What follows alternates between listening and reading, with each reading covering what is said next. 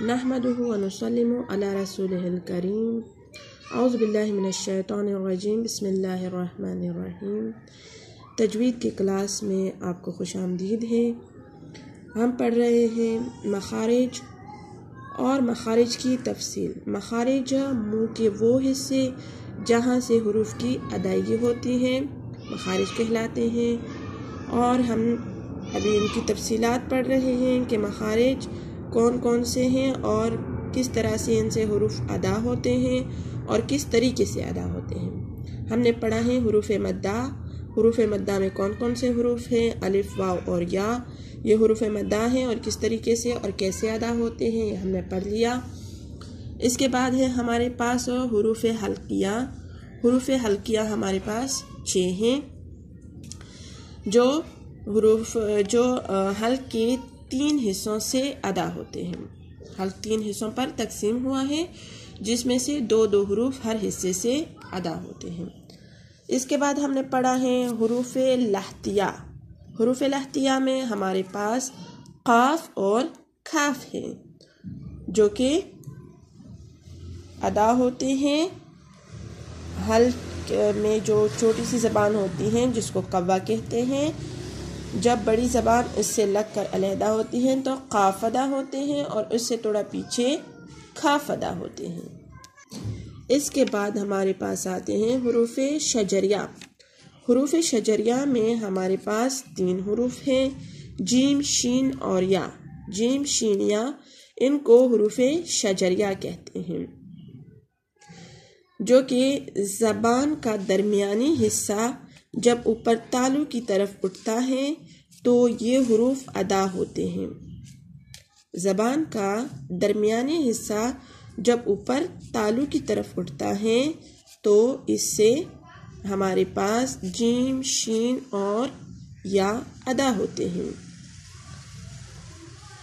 यहाँ पे किताब में लिखा हुआ है कि हुरूफ शजरिया वस्ती ज़बान यानी ज़बान का दरमियानी हिस्सा जब बिलमुकाबल ऊपर के तालू से अलग हो, यानी ज़बान का दरमियानी हिस्सा तालू के ऊपर की तरफ जब उठता है तो हमारे पास जीम, शीन और या अदा होते हैं। इसके बाद है हमारे पास हुरूफ हाफिया। हुरूफ हाफिया में हमारे पास सिर्फ एक ही लफ्ज़ है जो है ज़ाद। ज़ाद हमारे पास हुरूफ हाफिया हैं जो कि ज़बान की करवट जब बाएं तरफ वाले ऊपर की 5 दहाड़ों से अलग होती है तो हरफ़े ज़ाद अदा होते हैं जो कि हुरूफ हाफिया में आते हैं। ज़बान की करवट यानी एक तरफ जब ऊपर के 5 दहाड़े 1, 2, 3, 4 और 5 दहाड़ों से लगती हैं जब अलहदा होते हैं तो हरफ़े ज़ाद अदा होते हैं। इसके बाद है हमारे पास हुरूफ तरफिया। हुरूफ तरफिया में हमारे पास लाम, नून और रा। लाम, नून और रा।